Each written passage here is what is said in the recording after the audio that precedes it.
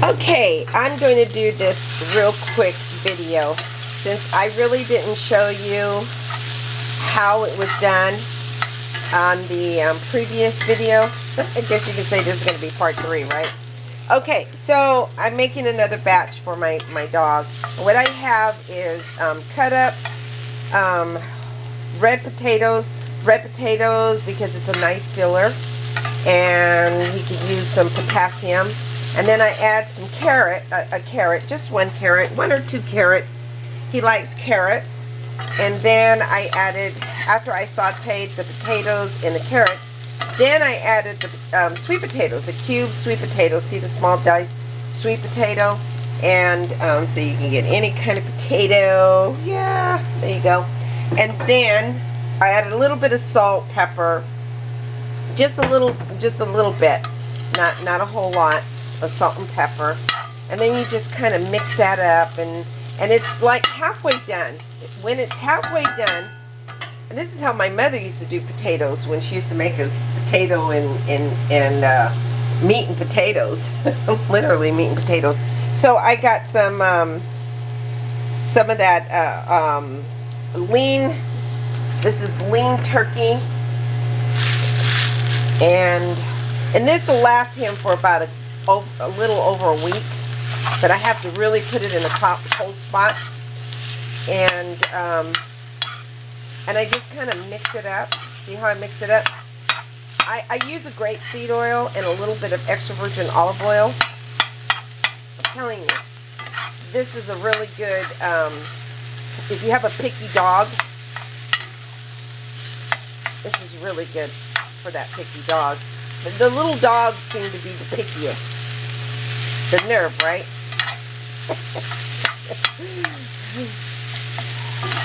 So I figure it's my responsibility to make sure that he eats well. And he does.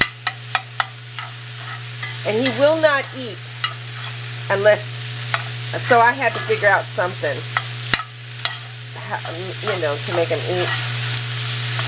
And see how I'm crumbling that up for him? It's got to be cooked. So I could have put another potato in there, but I didn't.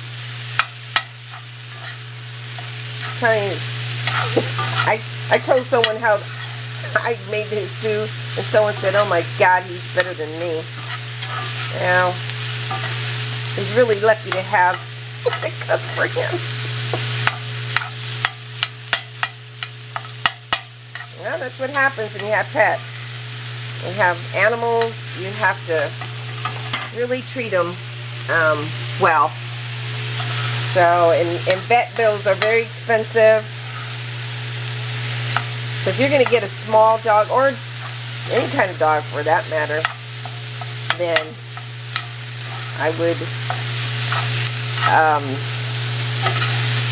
consider what you have to do to take care of them. And we have so many. That's why I say, please spay your dogs. Stop breeding your animals for money.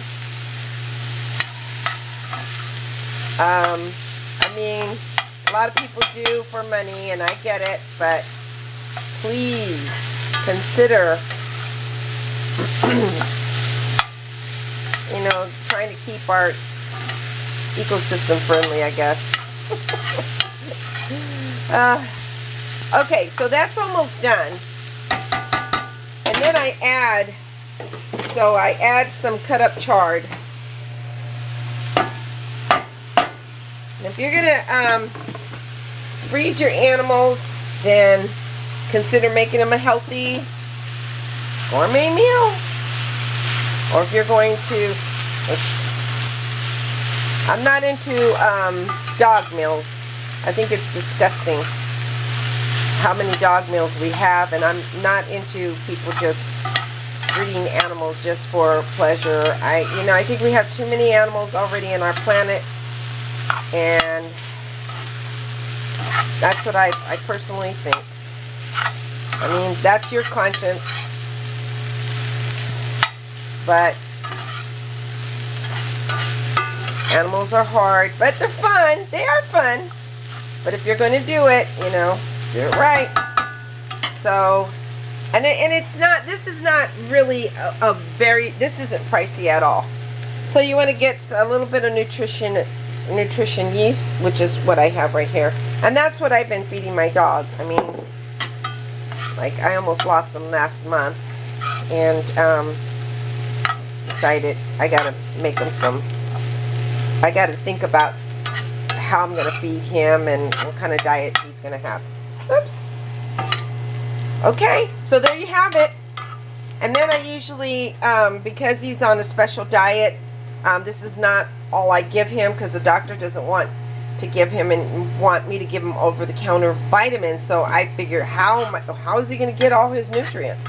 So I mix this in with this kibbles that are recommended by his vet, and I mix this with his. Actually, he gets kibbles, and he actually gets kibbles, and he gets ID formula, which is a type of dog food that has a little bit of gravy in there, and then this is what he has, and he loves it. He loves it. And if you have like any leftovers, I would be very careful about what kind of leftovers you're feeding your animal. So this is perfect, and that's it. Okay, hope that helps.